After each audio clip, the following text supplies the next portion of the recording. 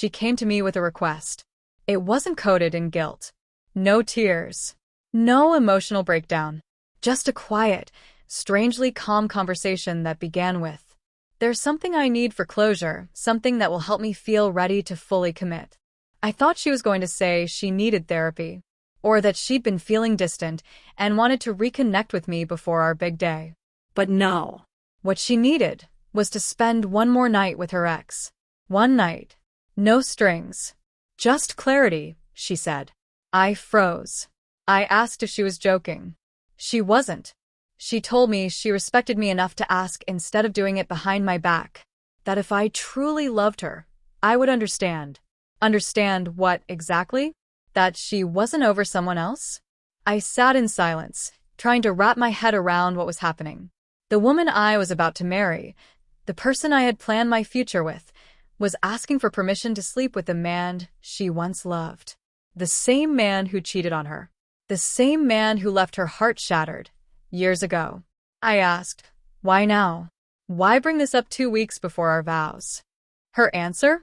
Because I don't want to wonder. I want to be fully present with you forever. That was her logic.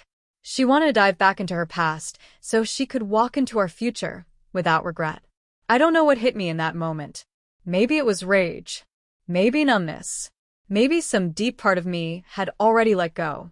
But I looked her in the eyes and said, "Okay, if that's what you need, go ahead." She blinked in surprise. "Really?" I nodded. "Really?" She leaned over, kissed me softly on the cheek like we'd just shared something intimate and romantic, then whispered, "Thank you for understanding."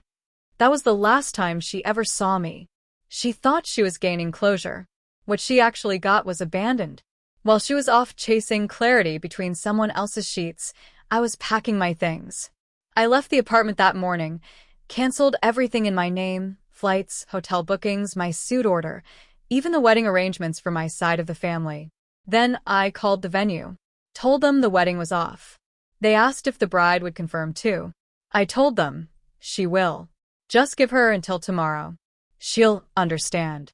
I didn't argue with anyone, didn't post online, didn't scream or cry.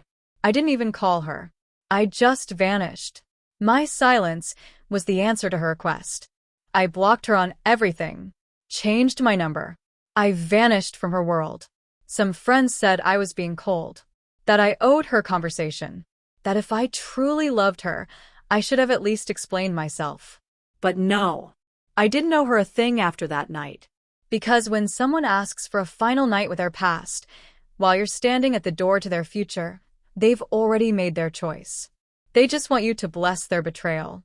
I chose not to stick around to validate it. Later, I heard through one of her friends that she was a mess. When she came back and found the apartment empty, she thought we'd been robbed. Then the truth hit her, it was just me gone.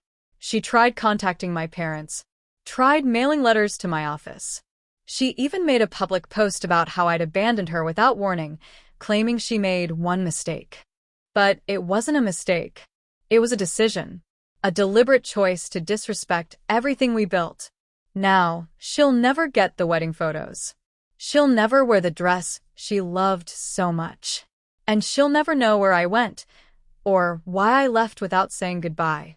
Because the moment she chose to give herself to her ex one last time, she gave me every reason not to be her husband.